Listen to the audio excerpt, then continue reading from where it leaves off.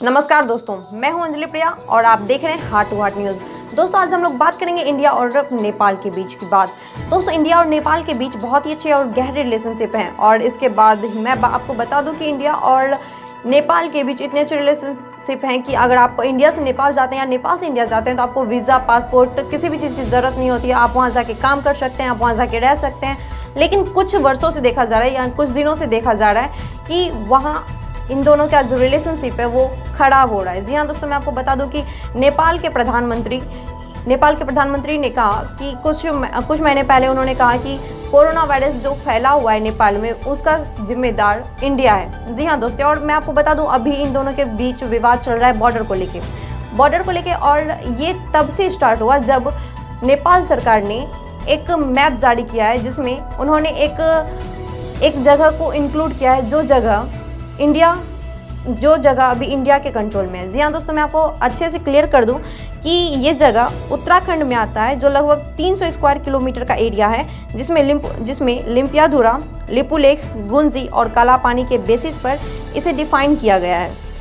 India का मानना है कि ये एरिया राइटफुली इंडिया को बिलोंग करता है, जबकि नेपाल का मानना है कि ये एरिया नेपाल का है।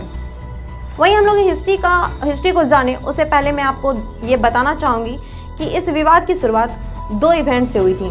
तो पहला इवेंट करीब 6 महीना पहले नवंबर 2019 को जब मोदी सरकार ने एक नया मैप रिलीज़ किया इंडिया का जिसमें काला पानी का क्षेत्र इंडिया के अंदर दिखाया गया। तब से ये विवाद कहीं ना कहीं जन्म ले लिया था, क्योंकि ऐसा करने से नेपाल सरकार नाराज़गी जाहिर किए थे। उसके बाद दूसरा इवेंट हुआ था 8 मई 2020 को जब इंडिया के डिफेंस मिनिस्टर ने नई सड़क बनाने की जानकारी दी जो करीब 80 किलोमीटर की थी, जो इंडिया एंड नेपाल बॉर्डर की थी। अब दोस्तों मैं आपको बता दूं कि जो इंडिया और नेपाल बॉर्डर के साथ साथ जाती है और इस विवादित क्षेत्र से गुजरती हुई लिपुलेख तक पहुंचाती है। और इस रोड का पर्पस बताया जा रहा था कि कैलाश मानसरोवर तक पहुंचाना, लोगों के यात्रा को या वहां तक जाने में अगर आम लोगों को जाना होता है कैलाश मानसरोवर तो उन्हें सिक्किम होते हुए जाते हैं और उन्हें ये जाने में लगभग 5 दिन लगता है। लेकिन अगर ये सड़क बन जाती है तो इन्हें वहां जाने में बस 2 दिन लगेंगे। दोस्तों इसी के साथ मैं आपको बता दूं कि करीब ये जो 5 दिन की ट्रैक होती थी, लेकिन इस रोड के बनने के बाद गाड़ी से चाइना के बॉर्डर तक पहुंच जाएंगे और उसके बाद सिर्फ 2 दिन की भी ट्रैक होगी। इस रोड के बनने के बाद नेपाल सरकार बहुत नाराज़ हुई, क्योंकि इनका मानना था कि लिपुलेख नेपाल के अंदर आती है और कम से कम अगर इंडिया वहाँ पे बनाया तो उन्हें एक बार उनसे पूछना चाहिए था या उनसे बात करनी चाहिए थी बैठ के, या कोई एग्रीमेंट करनी चाहिए थी। इसके रिस्पॉन्स में इंडिया की मिनिस्ट्री ऑफ इंटरनल अफेयर ने कहा कि ये जो एरिया है ये कम्प्लीटली इंडिया में आता है, इसलिए नेपाल से कोई बात करना या पूछना ज़रूरी नहीं समझा गया। लेकिन हालात तब ज़्यादा बिगड़ गया जब नेपाल में प्रोटेस्ट होने लगे और 15 मई को इंडियन आर्मी चीफ ने कहा कि नेपाल में जो प्रोटेस्ट हो रहे हैं उसके पीछे चाइना का हाथ है।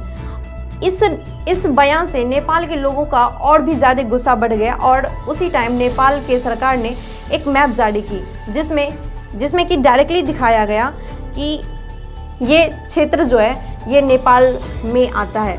और इसी वजह से और इसी समय से विवाद स्टार्ट हुआ। दोस्तों अगर हम लोग अब बात करें इस इतिहास की कि ये कैसे और एक्चुअल में किसका होना चाहिए, इसका इतिहास क्या है, तो मैं आपको बताती हूँ। करीब 200 दशक पहले, जी हाँ दोस्तों, आज से करीब 200 दशक पहले जब इंडिया पर ब्रिटिश का राज था तब ब्रिटिश सरकार ने नेपाल की तरफ एक्सपेंड करने की कोशिश कर रहे थे। तब नेपाल में किंगडम था, यानी किंगडम ऑफ गोरखा। जी हाँ दोस्तों, आपने सही सुना, नेपाल में किंगडम था, किंगडम ऑफ गोरखा। ब्रिटिश और नेपाल के बीच लड़ाई हुई जिसे कहा जाता है एंग्लो नेपोलिस वॉर ऑफ 1814। 2 साल तक ये लड़ाई चली, 1816 तक। उसके बाद एक समझौता की गई जिसके अकॉर्डिंग नेपाल ने सिक्किम और दार्जिलिंग छोड़ दिया और ये एरिया ब्रिटिश के पास आ गया। उसके करीब 30 से 40 वर्ष बाद ब्रिटिश को यह समझ आ गया कि उसने जो कुछ ज़मीन छोड़ दी है उसकी बहुत ज़रूरत है हमें, और आगे चल के चाइना के साथ ट्रेड करने में ये काम आएगा।